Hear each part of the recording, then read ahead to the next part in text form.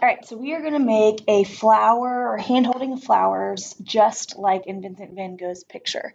So you're going to receive a piece of paper that looks like this. It is blank on both sides. What is the first thing you should always do when you get a piece of paper is put your name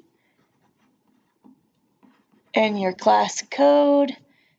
C1, Miss Cross's class, first grade, yours will be different. Okay, make sure your paper is tall in front of you, not like this, like a landscape. It is tall, or called portrait style in front of you, meaning it's sitting longer. All right, this will give you a longer space to put your stems on your flowers. The first step will be to trace your hand. So I'm right-handed, so I need my right hand to actually trace my hand with, and my left hand can sit here, and I will trace it. I am putting my hand not in the middle of the page, not up top, but kind of closer to the bottom of the page. Okay? This will allow me to draw my stems here and flowers up here. When I trace my hand, I'm going to keep my left hand still and take my right hand, the hand that I write and draw with, and I'm going to drag it, and it kind of tickles right around my hand. See how the pen or pencil is touching right next to my hand? I can feel the pencil being dragged around my fingers. It gets a little tricky going inside the fingers. Also, make sure you go all the way down in between those fingers, down to your hand, and then back up to the tops of the fingers where the nails are, and back down again.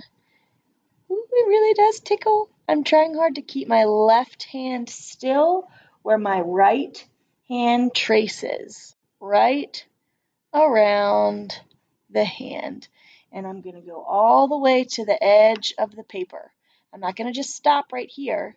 I'm following it all the way to the edge of the paper. You might end up tracing a little bit more of your wrist in yours. So I've got my hand drawn there. It's not perfect, but that's okay. Then I'm going to draw. Here, I want you to be able to see this.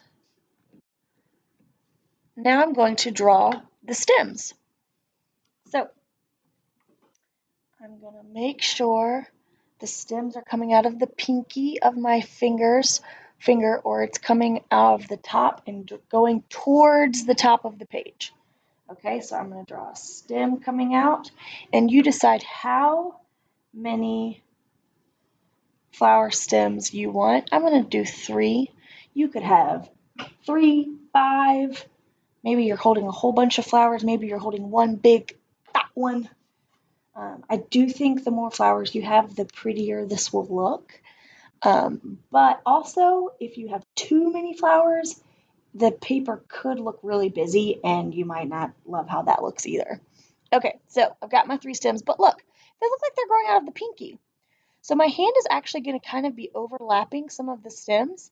So I'm going to pretend and imagine that the stem is going to be coming almost through my pinky, through my hand, down. If I'm pretending like it's there, we'll draw it coming out of the bottom.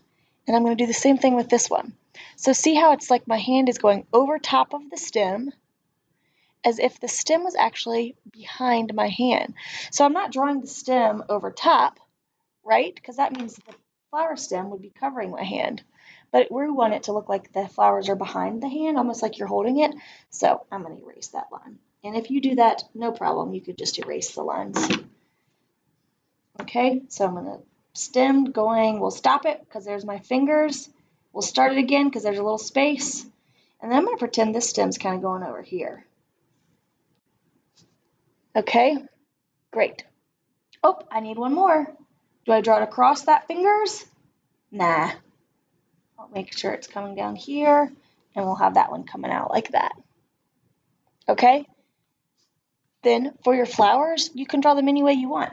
Maybe I'll draw one flower with a little face like that. and some curly petals around it, almost like big stretched out D's or U's or W's or little hills around that flower. Maybe for this one, I'll do more like a tulip, and I could do a big U like there at the top, and then shark's teeth or zigzag lines across there. Maybe for this one, I'll do a big silly shape face, and this one I'll draw little petals. And if the flowers overlap a little bit, that is okay. But if you don't want them to, you can do the same thing we did for the hand, and you could have picked up your pencil and left it like it was behind there, or you can always erase and decide which one you want to be sticking out. But it really doesn't matter. If you want to add fingernails on your hands, you can. You don't have to, though. If you want to add leaves on your petals, or not on your petals, on your flowers, go for it. But we're done. Now all we'll need to do is color. When you start coloring, I first want you to color your hand. So I'm going to take my pick from these crayons and see which one is the best for my skin. So I'm going to flip my paper over, and I'm actually going to test them on the back. So we've got lots of different, oh well, that happens. We've got lots of different kinds of skin colors. So which of these is closest to mine? And I want you to see which of these skin colors is closest to your skin, because we all have different color skin, even just a little bit. All right, I like this one. So I'm going to find that one again and then flip my paper back over, and I'm going to neatly color my hand.